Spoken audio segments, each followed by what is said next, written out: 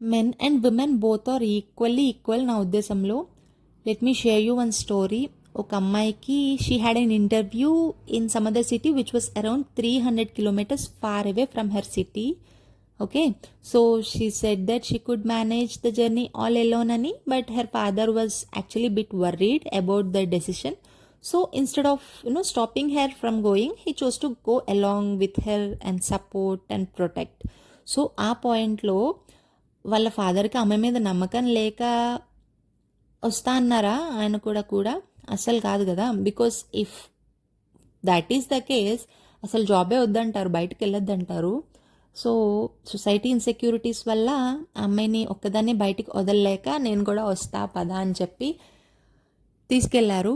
So later somehow they all realise that she can do it alone అని, and that's how that girl started her career, and that's how this girl is here all before you.